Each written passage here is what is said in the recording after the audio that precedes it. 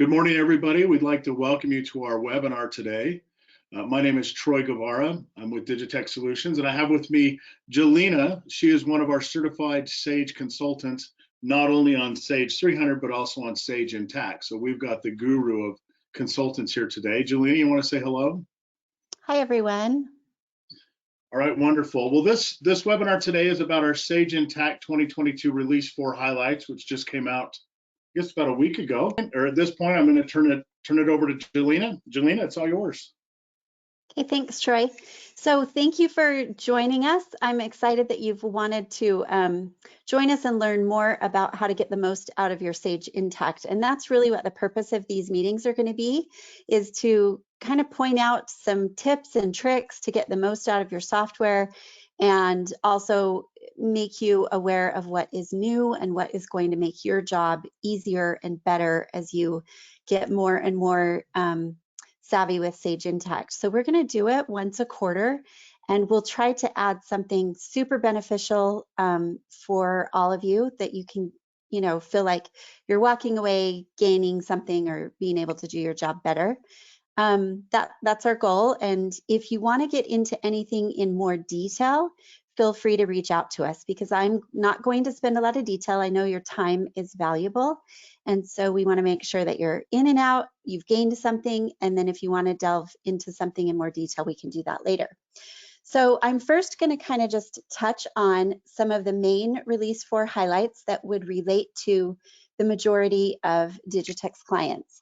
So the first thing is, you may or may not know where to find release notes information and videos.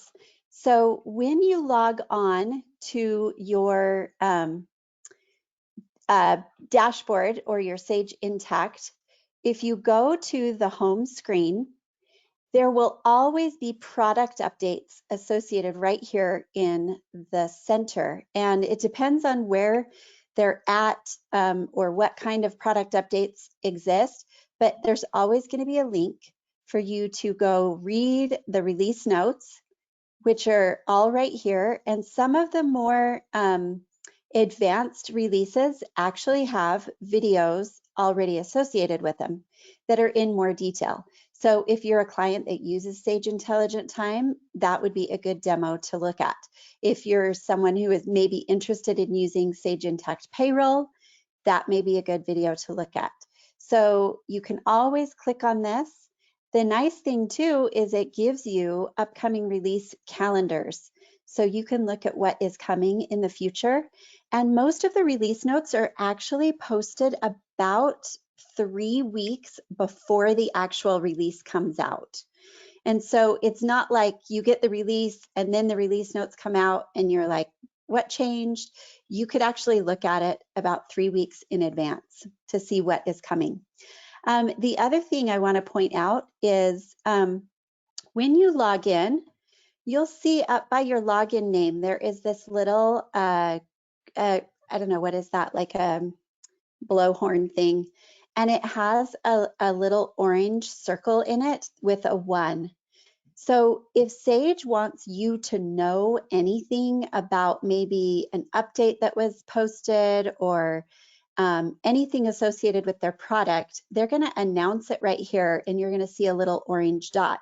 So you click on it and it says, welcome to the announcements feed. Stay informed about upcoming releases, changes, and updates. So whenever there's something new, you're going to see a little green icon right there. I want to point out a couple of, oops, I didn't mean to click on that. A couple of other things in this main page, because this is something that actually changed with the new release. There is new user help that is embedded right into Sage. You don't have to go to the Learning Center. And then these training videos and video libraries.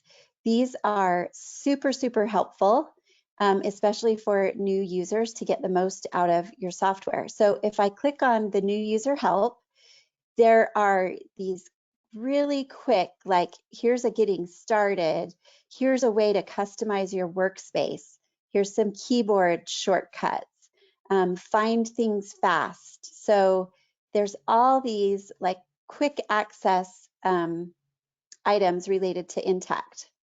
Another thing that is available is the video library. These are built right into Intacct now, and not just the Learning Center. You can just come and they are grouped by the module, and you can see specific videos of the things that you may have a question on how to do. Like if it's your first time doing a credit card reconciliation, or how to connect to a bank feed, how to view and manage assignments. So all these videos are all available here in Intacct now. You don't have to go to the Learning Center. So that's a really great part of Release 4. The next thing is we've got Payroll that is now integrated. So there is Sage Intacct Payroll that's powered by ADP, and there is the early adopter construction payroll now available. So Intacct Payroll is non-construction. If you currently use ADP for processing your payroll and you do your job costing outside and import in, and you've been importing into the system, you could certainly still use it that way. Or if you want to start processing your own in-house payroll, dealing with unions and certified classes and all of that stuff, then the construction payroll is available. We have a client that is, we've gone through, as consultants, we've gone through all the construction payroll training. And then we have a client that is actually going to be going live here in the next 2 months on payroll. So we will get a pretty good idea of how it works. There is a lot that I really, really like about it. You can see kind of the components list. And we still have access to Atrix if you came from Sage 300. We've got certified pay rate tables. There's a lot of things that I actually really like better than Sage 300 payroll. And that is available for just select customers at this time. But we are taking one of those select customers live, so we'll be experts here in the next couple of months. All right, so the next thing is 1099 e-filing.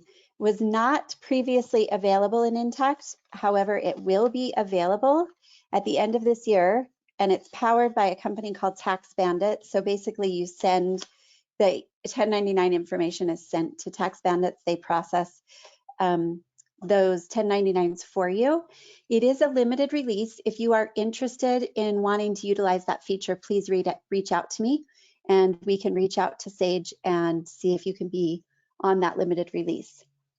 The next really great thing is if you use Sage Estimating, it is now integrated with Sage Intacct Construction. Previously, you had to export your estimates, map them to whatever your setup was in Intacct, and then import them. You no longer have to do that.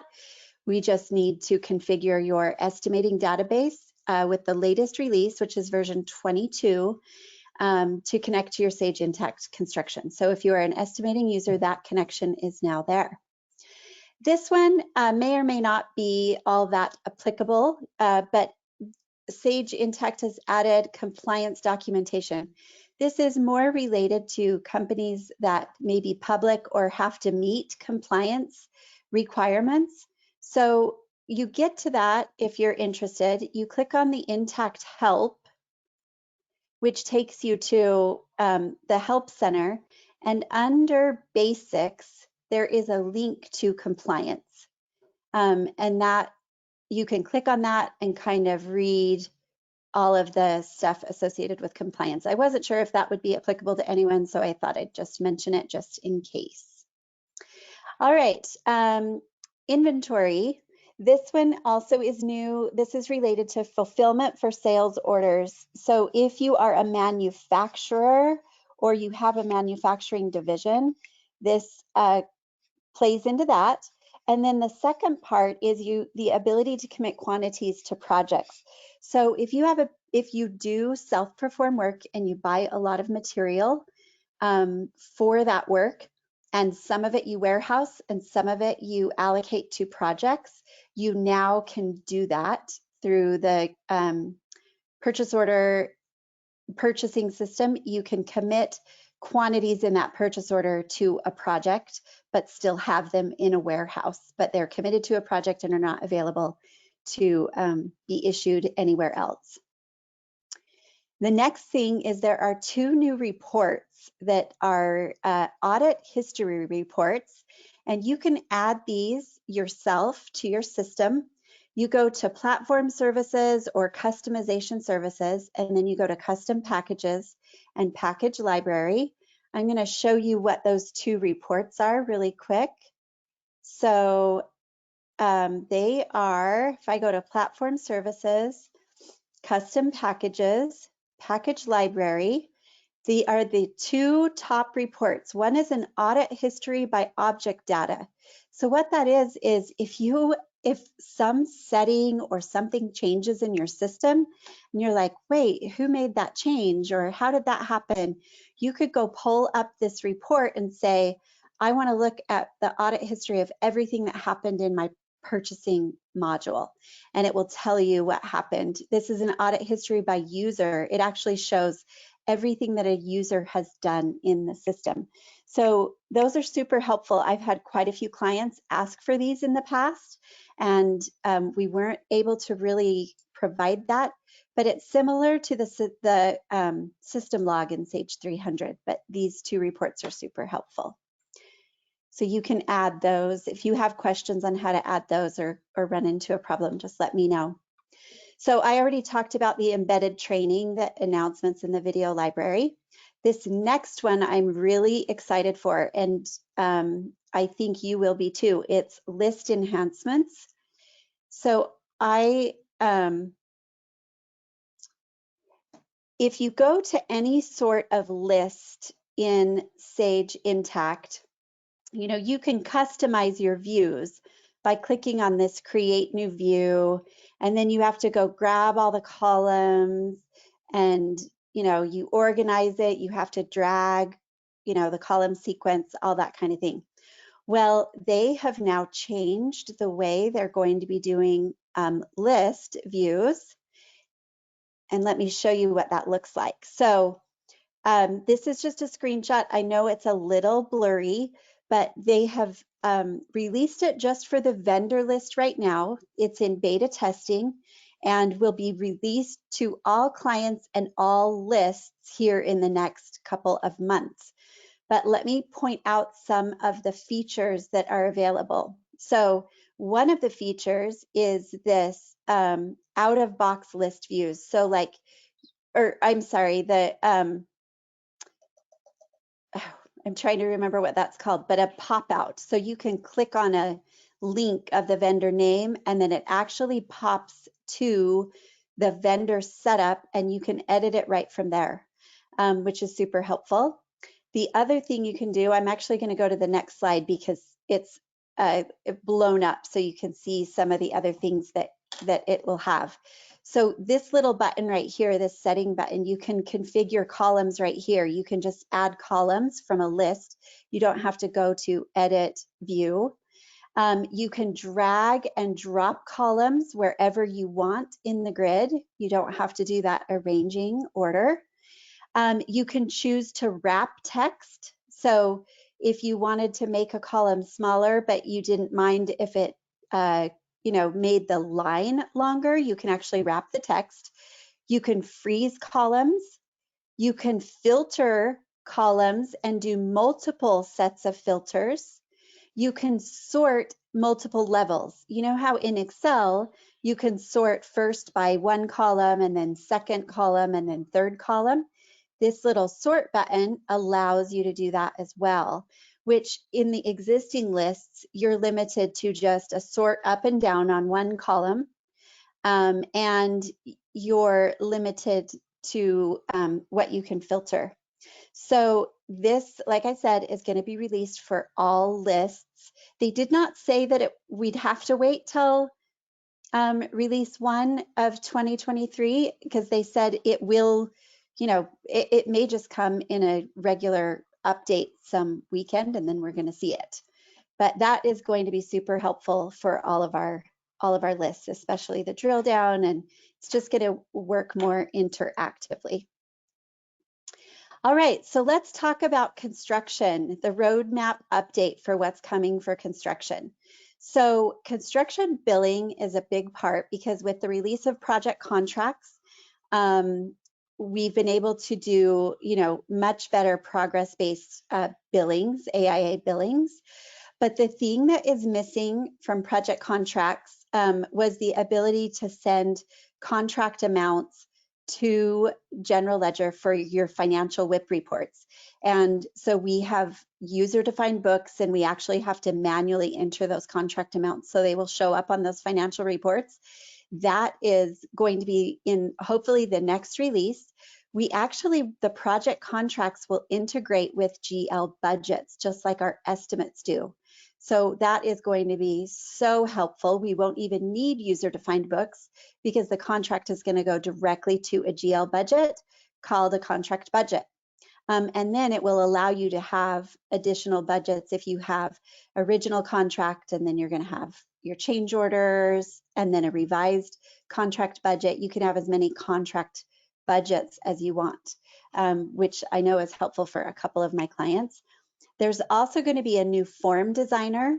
If you've worked with us in creating your billing formats, we're limited to Word docs and merge fields.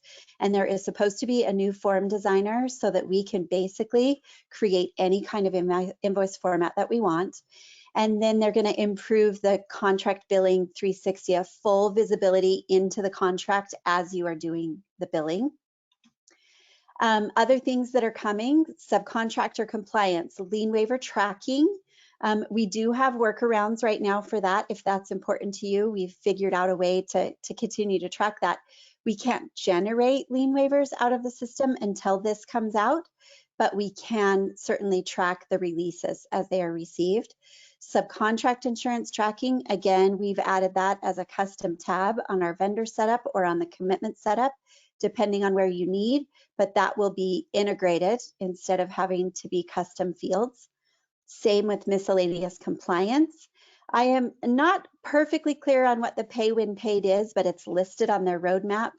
And then API integration for all of these compliance objects. So as they add them, what that means is we can just upload that compliance information from a spreadsheet.